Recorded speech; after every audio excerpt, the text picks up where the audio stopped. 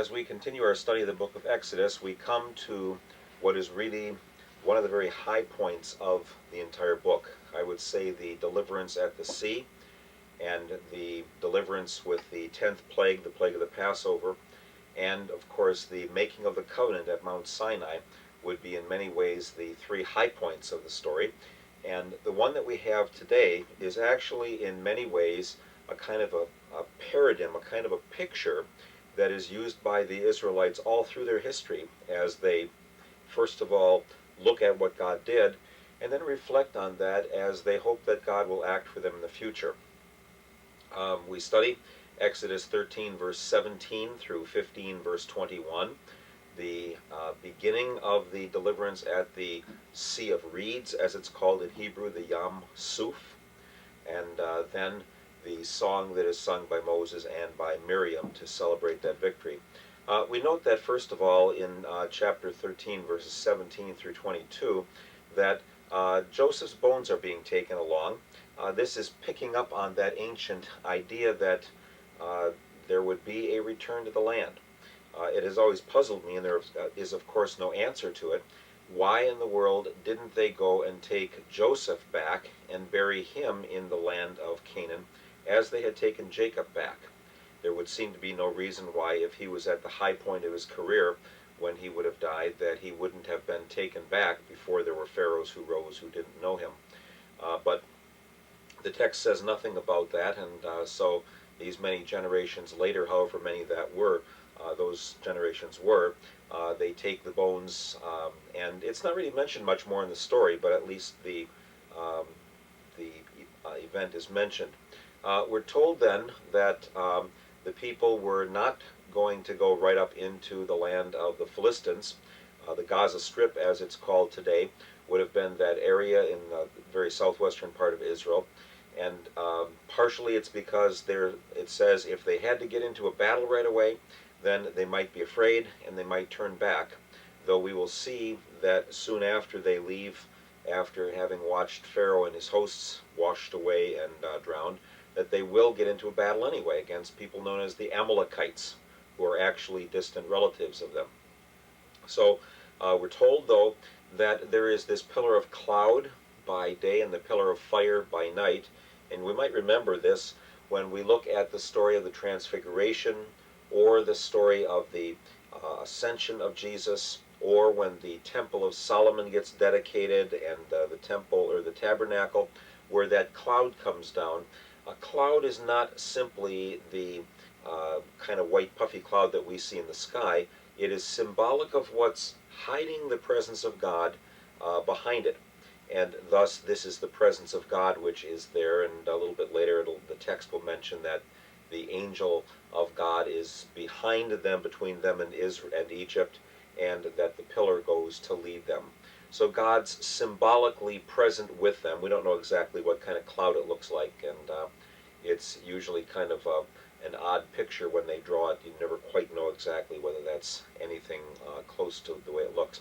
But as we get into chapter 14 then, we find that they've kind of doubled back to a place called Pir Hahirot.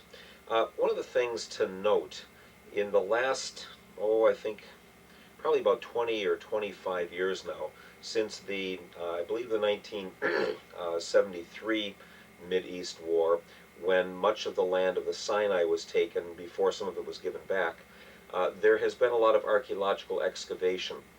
There are no permanent settlements anywhere in the Sinai.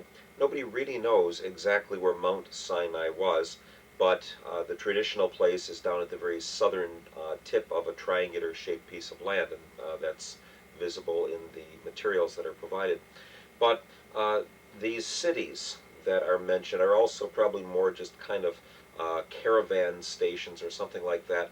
We know very little about it, and they have found some evidence of settlements, but not anything that would be permanent. There is a little bit of rainfall that falls in this region, and where the water runs down, then that would form kind of deep clefts that are known as wadis, or arroyos as they're known in our country. But in terms of permanent settlements, nothing like that has been found. Certainly nothing where they've got the name of the place. Very rarely, even in archaeology in general, do they find from this time period that a place name will be mentioned that says this is where we are. And so a lot of this is guesswork, and they can make some more educated guesses now than they could even 25 years ago because of the work of a few archaeologists who have spent really a good bit of the last couple of decades studying the area and finding the little bit of remains that they can. So if the maps say we don't know exactly where this is or that is, it for some reason there were some settlements there that had names that they're identified by, but nothing that we would be able to identify now. Once again, we come to this very difficult idea that God says he is hardening the heart of Pharaoh, and later it'll say that he's hardening the heart of the people as well. Once again, just very briefly, this is troublesome to us. There is much in this chapter that can be very troublesome to us when we remember that God is the Lord over all of life, and that, as many other parts of the Bible will say, particularly our New Testament, that he died for all. And yet here we are with the struggle to explain why could God go and punish some of those whom he actually made as well. Remember, Egyptians are also human beings, descendants of Adam and Eve, descendants of Noah and his family, and thus are also part of the creation. So the story is told from a kind of an inside point of view, and really causes a lot of difficulty for people who will say, how can God be such a punishing God? I'm not sure that I can give any better answer than anyone else can on it, because God says some things I will reveal and some things I won't. But what we do know is that the hardening is something that is within the mind or the heart of God. It almost seems more that it is going to bring out what's there. At least that's the way that I understand it the best. That God is not saying, I'm going to take someone who would love me dearly, and I'm going to make sure they hate me. And I'm going to make sure that I twist everything around in their heart until all they can do is be against me. The best we can understand is in light of the fall and the sin, when Adam and Eve are hiding in the garden when God comes looking for them, and the fact that God has to go seek others out that they can't find him, Abraham and Jacob and others, that the natural reaction of human beings when God comes close is to either go hide or to fight back.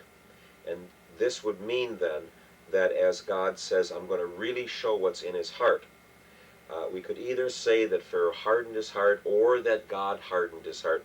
Really, the coming activity of God is going to bring that on.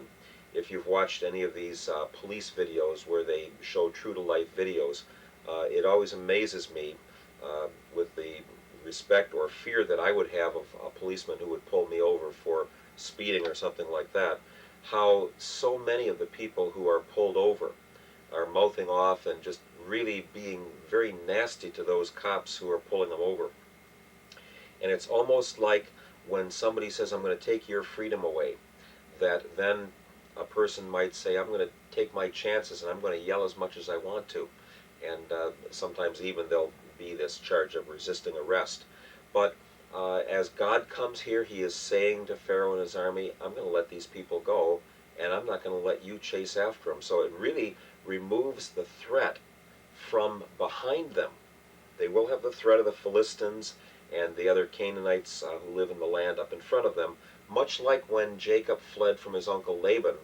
God removed the threat by saying to Laban, you leave him alone. Now Laban listened. Pharaoh, because he is getting the benefit of all of these Israelites, all these children of Jacob, Pharaoh didn't. Laban says, I have a right. If I want to, I can take my family back. And here Pharaoh as well could have said, I have the power at least to be able to take them back. So it kind of just eats away at him more and more and more. But let's recognize that God is not one whom we can understand completely. And some of these things are just very difficult for all of us. In the next section in chapter 14, verses 5 to 9, then we see this section where the picked chariots, the 600 picked chariots, or the crack forces of Pharaoh are mustered together, along with all the other chariots as well. And it says that they are caught then as they kind of turn back by a place called Baal Zephon. The word Baal is the name for the deity who was seen to be the storm god, and Zephon is the word for the north. So it's an odd kind of a name. The city is Baal from the north, not a name of a deity that you would find in the list of all the Egyptian gods. But here's a city where apparently some people from Syria or Lebanon from up farther in the north might have been located, and that's where they come back, and then they're caught in this region. The notes will tell us that we're not sure exactly where this Sea of Reeds was, that the Great and Little Bitter Lakes are possible sites for it. It's been a real confusion of why this isn't the Red Sea, and if you look at a map, you will see that the Red Sea is considerably farther down, and a very, very big, big body of water. You have the Gulf of Suez that comes to the northwest by the Sinai Peninsula, and the Gulf of Aqaba that goes to the northeast, but then down below it is the sea itself. And even if we took the Gulf of Suez and saw them going that far and crossing it, that would still be a very, very considerable distance south that they would have gone, and this doesn't seem to suggest that. So again, why did it get translated that way? Why is it read that way? If you would look in the Greek translation of the Old Testament, it's called the Red Sea. Now that Greek translation is done about 250 years before the time of Christ, but at least 1,000 years after this time. By then, the Yam Suf, even though the translators are living in Egypt, the papyrus marshes, which is what that really means, would not have been seen as the place of the crossing. So the translators actually took a name of what they thought it would have been, and they translated it that way. But the original Hebrew doesn't read that way at all. And we all know the story that it's at the Red Sea. Geographically, it does not seem that that is the location. You don't need much water, though, if you're going to drown Pharaoh and his host. All you need is enough to stop them from their progress, and it doesn't take much water to do that.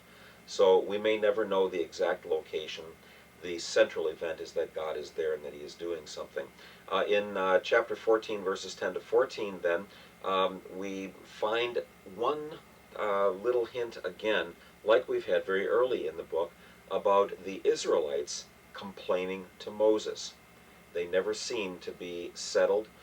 Every little thing just causes them more grief, and now they're saying, didn't we have graves in Egypt? Couldn't we have been buried back there? Why in the world did you bring us out here so that Pharaoh and his host could kill us? Why did you wheel us around and blockade us so that we're actually caught between this water and Pharaoh's host? Again and again, they show that their hearts are hard as well.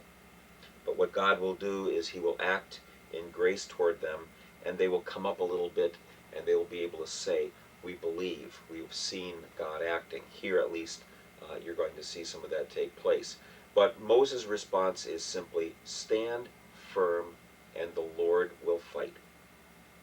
Now this is what's called holy war or God's war.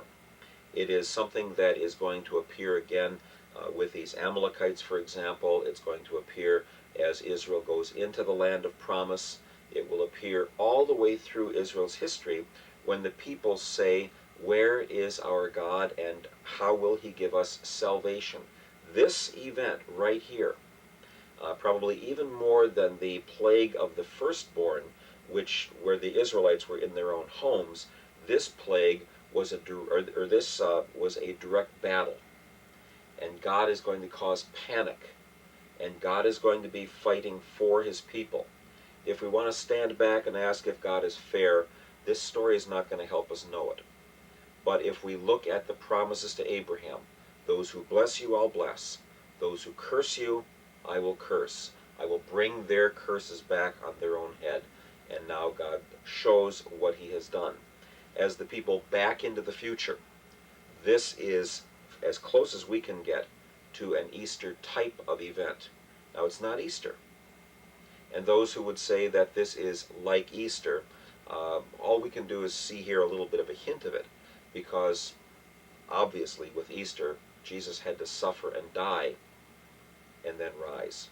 God had to act to hurt himself. Here it's simply some wind blowing, and one might say that God hurt as Pharaoh's and all the firstborn died, and then as Pharaoh and his host are wiped out. Certainly that would be a tragedy in the heart of God. But God didn't do that to himself as he does with the New Testament. And so this is kind of a window in to the heart of God, a window into the depth of humans not being able to defend themselves and deliver themselves. That certainly is very helpful to see here. But if we are going to look at whether or not they were actually on a par or on an equal level, then this event is not going to be on the same level. Thus, when we read in the Old Testament about that God is my salvation, we can't jump right away to say that the concept of that salvation meant for the people in explicit language that God was going to come and suffer and die on a cross. We talk about progressive revelation. They were in that relationship with God, but for them the word salvation would have been defined as deliverance from Egypt.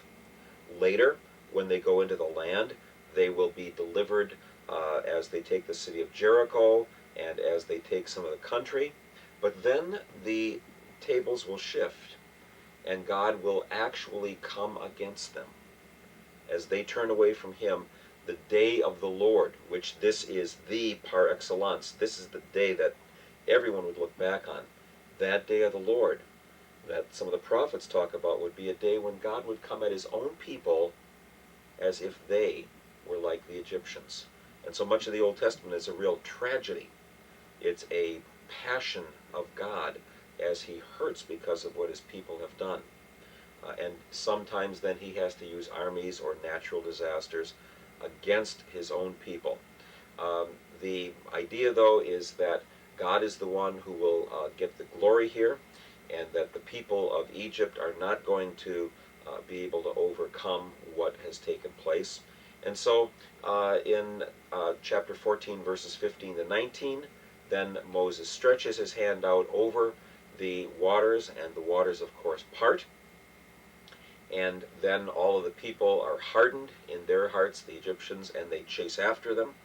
And as they chase after them, then their wheels get stuck. It becomes either muddy or their wheels are clogged down, and then they begin to panic in verses 21 to 25, or actually 19 and 20, first of all, tell us about the angel of the Lord and the cloud, and then 21 to 25 talk about how that east wind came and then blew everything back again, water where it had come from, and as they get the wheels clogged, then they are in a panic.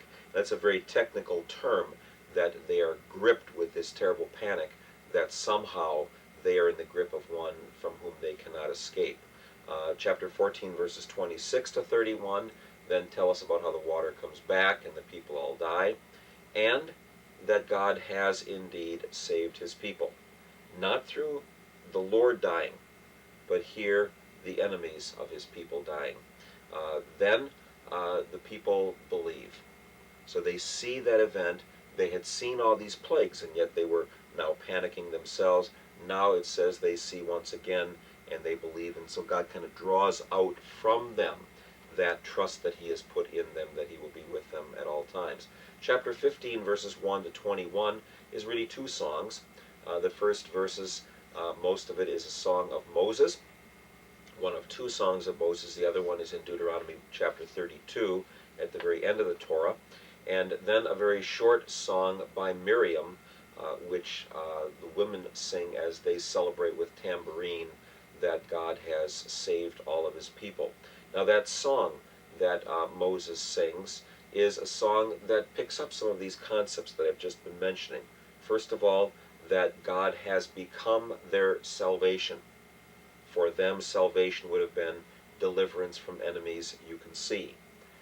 I think in many ways this is kind of a type, kind of a picture that God gives us, so that when we try to reflect on what does it mean to be saved from eternal death, then we can look at these stories in the Old Testament and get some notion of panic that comes when somebody is in a situation they can't get out of, and we can see God delivering from Pharaoh's hosts, and then by implication we can say that's what happens to us as we're delivered from death and eternal death, and from Satan, and from the bonds of this world, and from our old sinful nature which wishes for the flesh pots of Egypt, and we are delivered into that new life.